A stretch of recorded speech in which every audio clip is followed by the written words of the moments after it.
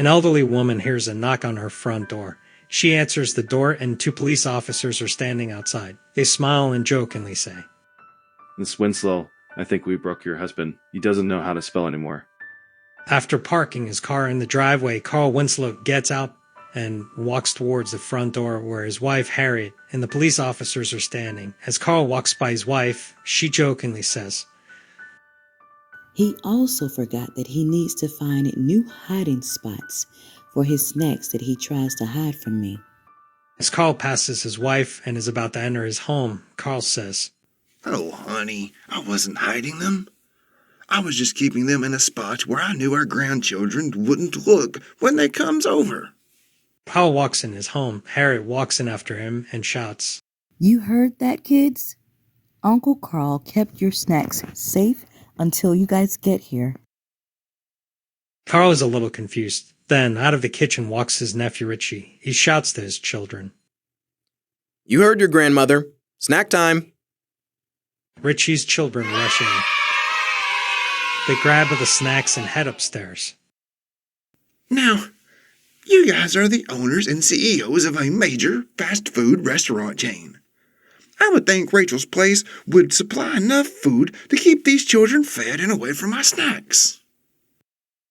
Yeah, the franchise is doing great, but it can never do good enough to keep these crumb snatchers fed.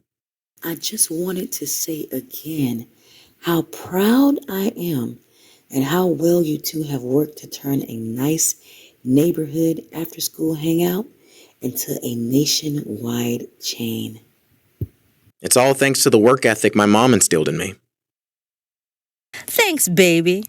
And it's also thanks to my dear sister and brother-in-law. They kept an eye on Richie in elementary school while I expanded the franchise westward. Without that, our franchise would have gone nowhere.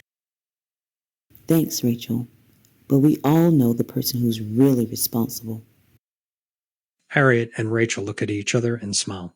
All the family members then walk over to a picture on a wall. Inside the frame is a photocopy of a blank check. It reads paid to the order of Rachel Crawford. In the line next to where it says start up for Rachel's place. The name on the top of the check is Estelle Winslow.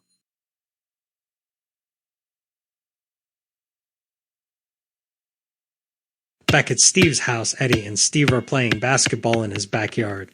Eddie stops and sits down on a bench next to the court. I think that's enough for the day. You're getting old, bro. But I agree. It's about time for dinner. I got a new recipe I want to try. Please, don't let it be one of your fried porcupine and cheese dishes.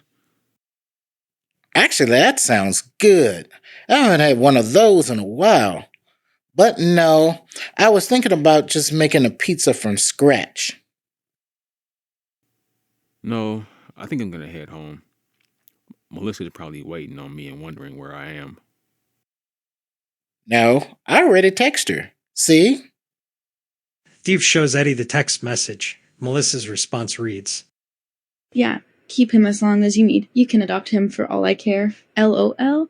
And good luck. I hope everything works out. So, we're good, right? If you don't feel like waiting for me to make the pizza, we can always order from Mario's Pizza Palace. Or I could have someone else come over and cook it.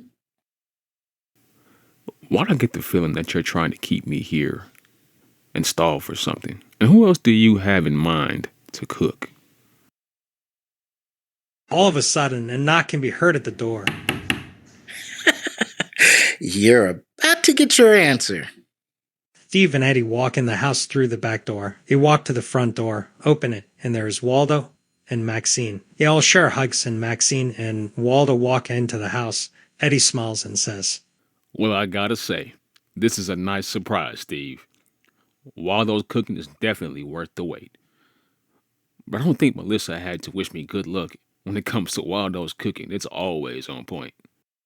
Maxine and Waldo exchange looks. Steve drops his head and sighs. A voice can be heard from behind Eddie. I think I know what they meant. Eddie turns around, and it's Laura. Eddie's smile turns into an expression of concern. Hi, Laura. Seems we've been set up for some kind of intervention.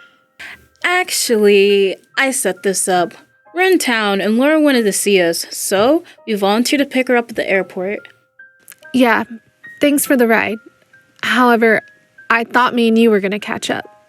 I rarely have time from the show to visit and haven't seen you in a while. Yeah, it's not like she has a brother she wants to see. But I understand. After all, she has plenty of murderers, bank robbers, and kidnappers she needs to set free of the streets. Thanks to Lawyer Laura, we can now let them roam free in the United States of illegals. Look, Eddie, I'm sorry for what happened, but it's my job to defend my client. Everyone has due process under the law. Don't give me that. What about the family of that man who you set free? When will they ever get justice? And because of you, not only is he a free man, but now an official U.S. citizen living off of taxpayers' money. If I were you, I would have quit that profession right then and there. But you're now some big shot TV star teaching other people how to get around on the law. All this hard work that I've done, come on, all the sacrifices that I've made. You have never given me any props for anything that I've done. And you wonder why I don't call or visit you when I come over. Maxine interrupts with tears in her eyes. Will you two stop it? All you two do is hold grudges. Me and Waldo and I came back here for a happy family reunion among people we consider as family. However, we see the two of you arguing over the same thing you've been arguing over for years on end. Over the years, we've lost very close friends. We lost Mother Winslow, we lost Myra, we even lost Gwendolyn. Hell, we even lost Lieutenant Murtaugh. That should show you guys how short life is. Eddie and Laura are silent. However, these words hit Eddie the most. His head has been down during Maxine's entire speech. However, when she finishes, he looks up at Laura with a saddened face. Eddie is so heartbroken he can't speak. He walks up to Laura with tears in his eyes, opens up his arms, and invites her in for a hug. Laura hugs him and says, I know. We just need to... I don't know.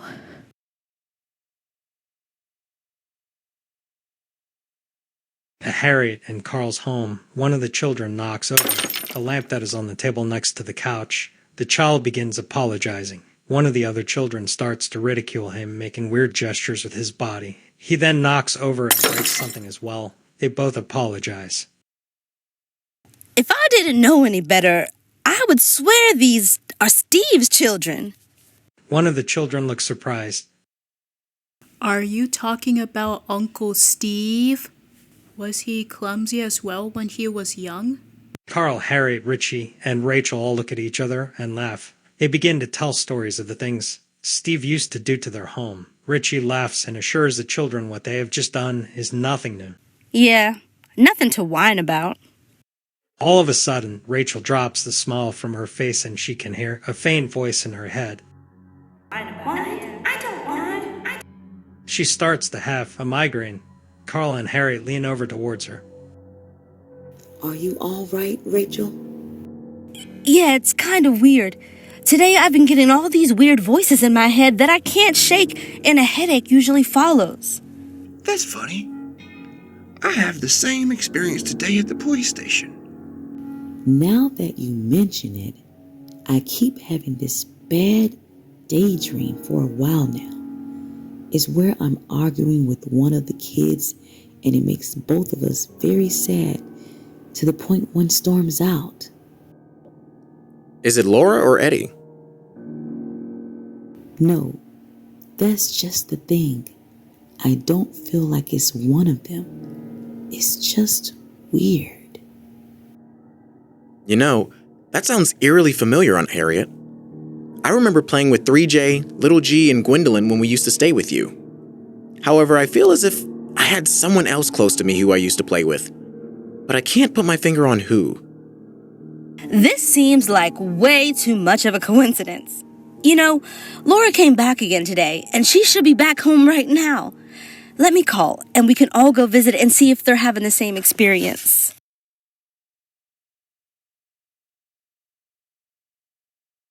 At Steve's home, everyone has stopped arguing and crying. They are now standing around. almost in a trance. No one is saying anything to anyone. There seems to be a slide in the background. The more the group concentrates, the more intense it gets. This starts to get so intense that some of them start to shake. All of a sudden, a knock is heard on the door. This breaks all of them out of this trance. Laura shakes it off and says, I'll get it. At the door is Richie, Rachel, Harriet, Carl. Richie's children were dropped off with his ex-wife who lives nearby. They enter the home and hug everyone. Harriet smiles as she sees everyone having a good time. She then says, It's so good to see all of my family here in one place. And Waldo, Maxine, this includes you too as well. So, Laura, what time did you get back today? About 1 p.m.? 1 p.m. Wow.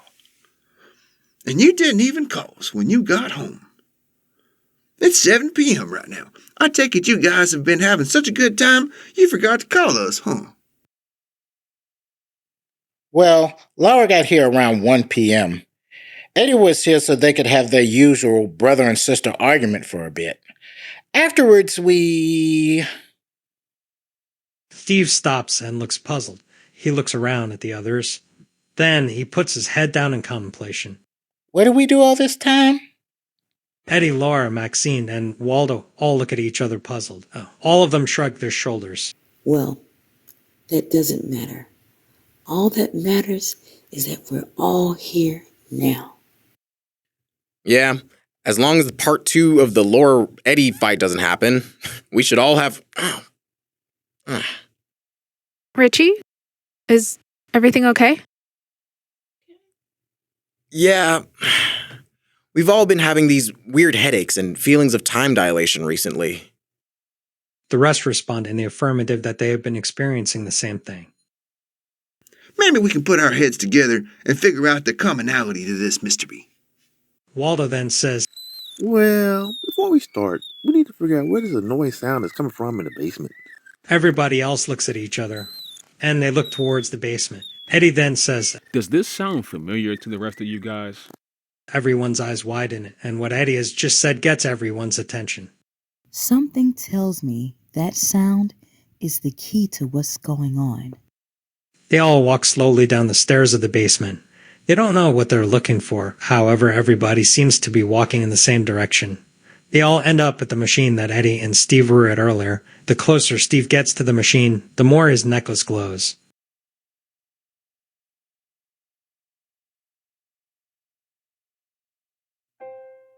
Judy's busy at her computer coming up with a new business plan for a new product she wants to market. She then takes a break. She looks at her phone and checks past text messages. There's a text from a man who she recently dated. Hey, beautiful.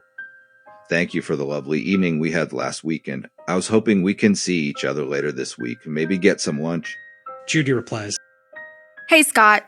I had a great time as well. Sure, we can hang out together again, but just as friends. To be honest, I thought dating would fill this void that I have within me. But I see now that's not the case. Once I figure out what's going on, I'll let you know. As of right now, I just need time to figure this out. Judy then puts her phone down, leans back in her chair, and looks up at the ceiling, deep into thought. Then she starts to hear a loud, high-pitched ringing in her ear. She takes one of her hands and covers one of her ears. When all of the Winslow family and friends make it downstairs, they don't know what they are looking for, but all of them are oddly drawn to the mysterious machine in Steve's basement. The family stops walking towards it, but allows Steve to get closer. As Steve gets closer, his necklace glows more and more. Also, the machine seems to get more and more distorted. The ringing in Judy's ears has gotten so intense that the ringing has turned into full-blown migraine. It's so painful that she is curled up into a ball and laid down on the floor, crying. Steve gets very close to the machine. Harry covers her eyes, as if she is ashamed to look at this machine for some reason. Eddie and Laura hold her to comfort her. At this point, Steve is so drawn in by this machine's power that he jumps towards it. This causes the machine to emit large bursts of energy. It's blasted back. When they regain full sight and consciousness, they look around and see women standing in the basement, looking lost, confused, and staring at everyone.